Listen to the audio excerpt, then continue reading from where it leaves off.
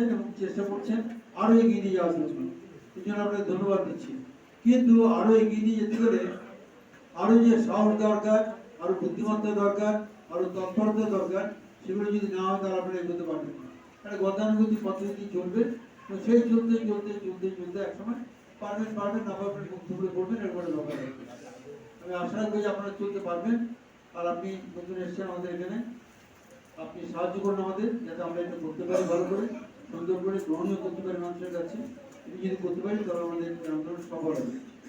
এই ছেলে মেয়েদের যাদের বই দিচ্ছ, তোমরা বই দিচ্ছ না কি দিচ্ছ, পুরস্কার দিচ্ছ, নগদ টাকা দিচ্ছ, আমি চাইবো যে এই সময় চিন্তা করুক, এই স্কুল থেকে যারা পাস করছে তার মধ্যে কোনো যদি ছেলে এরকম থাকে যে সে ডাক্তারি পড়তে চায় কিন্তু টাকার জোগাড়ে পড়তে পারছে না, এই সময় থেকে প্রিফারেন্স করুন।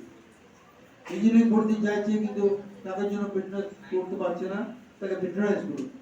এটা হলে এই এলাকার ছেলেমেয়েরা তারা বুঝবে যে আমাদের একটা লোক আছে, সাহায্য করার লোক আছে আমাদের। কেউ কেউ করছে, কোনো কোনো জায়গায় করছে এটা, কিন্তু আপনারা করতে পারছেন না, এখনো ভাবতে পারেন। ভাবুন আপনারা সবাই মিলে, নতুন এয়ারসিল অফিসার এসছেন, ওদেরকে বলুন যে আপনারা আমাদের পাশে দাঁড়ান, আরো বেশি করে বুদ্ধি দিন আমাদের, আরো বেশি করে চেষ্টা করুন যাতে আমরা এগোতে পারি। সবাই মিলে এগোলে তবে সবাইটা ওদের হাত ধরে এগোবে, আমাদের হাত ধরে না, ওদের হাত ধরে এগোবে। নতুন যে ছেলেমেয়েরা আসছে আগামী দিনে তাদের হাত ধরে এগোবে, তাহলে আমরা সবাই হব।